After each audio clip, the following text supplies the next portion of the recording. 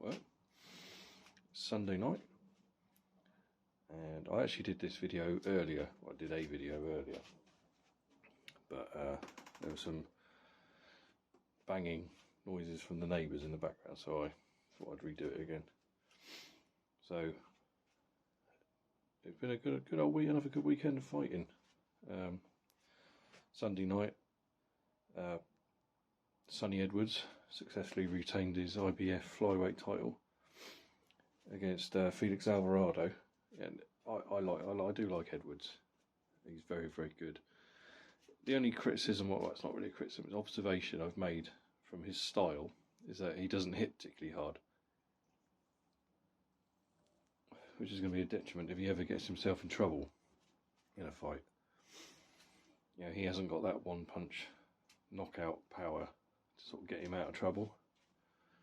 But apart from that, you know, everything is spot on. His fast hands, his pretty good defence, he's got a good chin. So, yeah, it was a good win for him. Good win for him. Saw a lot of talk online, people taking the piss because, oh yeah, it looked like there was only 11 people there. Look, he's promoted by Pro Bellum. Pro Bellum are fucked, as we know. TV deals and all that. So, and in this country, no one, I say no one, overall a lot of people don't give a shit about flyweights. You know, it's not a division that is that big in this country. I mean, obviously the diehards like myself will watch it, but yeah, it's not a division that really draws a lot in this country, unfortunately. So that's obviously working against him. But no, I like both the Edwards brothers. I know they're very fond of their mum, and their mum's suffering from a brain tumour. And as some of you may know, my mother died of a brain tumour 4 years ago. So I've got that I can identify with them a little bit, you know. But no, I'd like to see him in a unification, possibly Bam Rodriguez. That would be a great fight. Unfortunately, again, he's not a big name like in the world of boxing. You know, so whether or not Rodriguez would actually go for it remains to be seen. But no, it was a good entertaining fight. I mean, Alvarado had a few moments, but overall, yeah, it was very much Edwards was in control. I do like him. And Natasha Jonas added the IBF light middleweight title to her collection. She now has 3 of them. She beat Marie-Eve Dicaire, a French-Canadian girl, and she was very brave, Dicaire. You know, she was pushing forward a lot of the time, but smooth skills, the punching accuracy from Jonas was a bit too much for her. And I found she was smothering her own work, Dicaire. I think if she'd have stood back, used her natural size, I think she may have been more successful. But Jonas punched perfect. And the only belt she needs now is Terry Harper has that at WBA. And of course they have history. They went to a disputed draw during lockdown back in 2020. A lot of people, including myself, thought that Jonas deserved the nod in that one. So that's a natural fight that needs to happen. There's stakes there, there's history there for the undisputed. There was talk, I did see, of her Jonas potentially fighting Shields, and I don't think that'd be a good idea. Shields would fucking destroy her, I think. Don't think she'd be much of a match for Shields. Shields is too special. She's too good. But if there's money to be made, you know, why not? I wouldn't mind seeing a Jonas rematch Katie Taylor, actually. That'd be a good old scrap. Yeah, when they had a good scrap a few years ago. Was it last year? Yeah. That was a good one. And also recently upgraded WBO middleweight champion. I'm going to try and pronounce his name because, again, he's another Kazakh chap. Janibek Alimkhanuly. I probably butchered him. And he's a bit of a knockout artist, a bit dangerous. People have been avoiding him.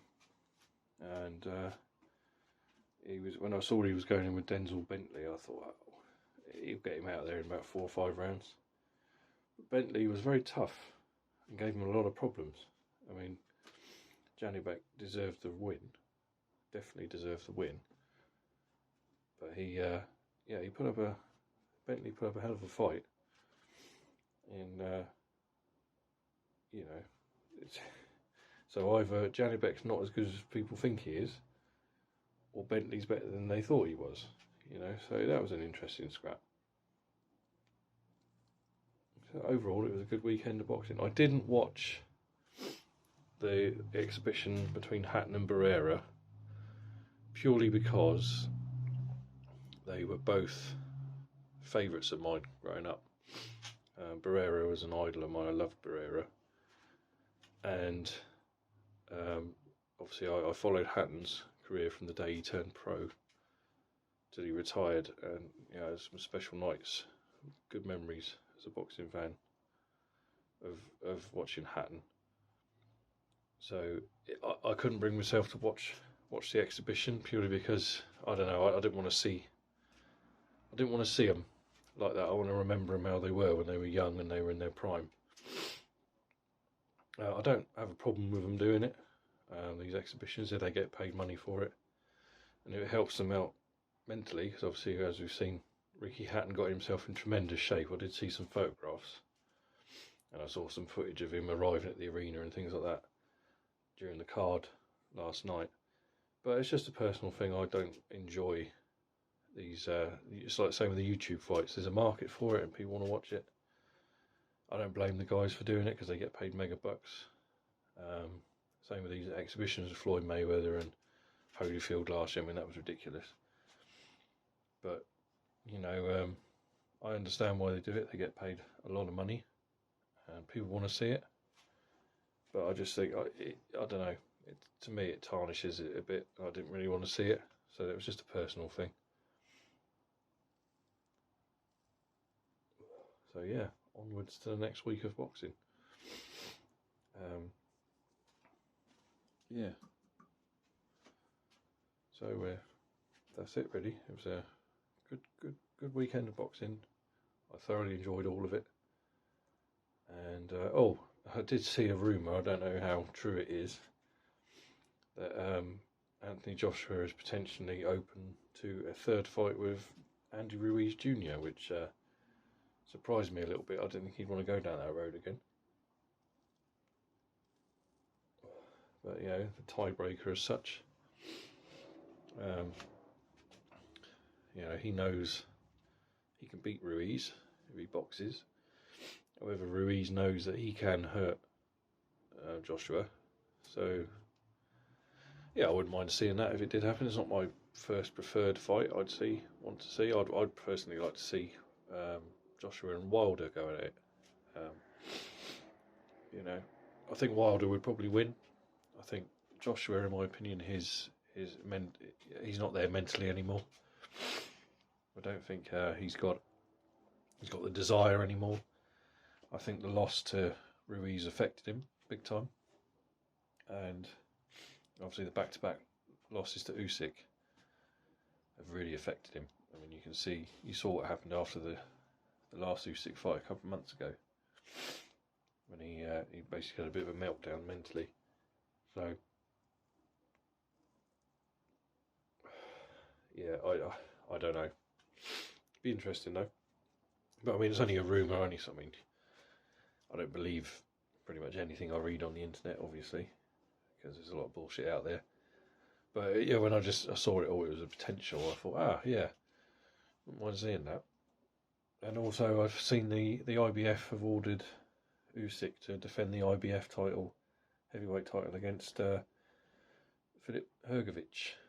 So that'd be quite entertaining. It's not the fight we all want. We all know what we want. We want Usyk against Fury. But you know, unfortunately, this is the trouble with so many with the four sanctioning bodies. They all have their own rules. They all have their own mandatories, and this is why another aspect of the boxing I hate, because they're all full of their own bullshit. Yeah, there's only the one fight we all want. That's for undisputed Fury against Usyk. It's yet another bump in the road for that fight happening. I mean, it's bad enough with Fury's behaviour, blowing hot and cold, and this fight with Chisora coming up in a couple of weeks that nobody wants to see. Yeah. And now the IBF throwing pebbles in the road like this. Oh no, he's got to fight. And then what will happen is if he doesn't go for it, they'll strip him. And it won't be for all the belts. So, yeah, that's just another thing. Another irritant that's happening. But that's boxing. That's modern boxing for you, especially. So, that's enough out of me. You take care, everybody, and I'll speak to you next time.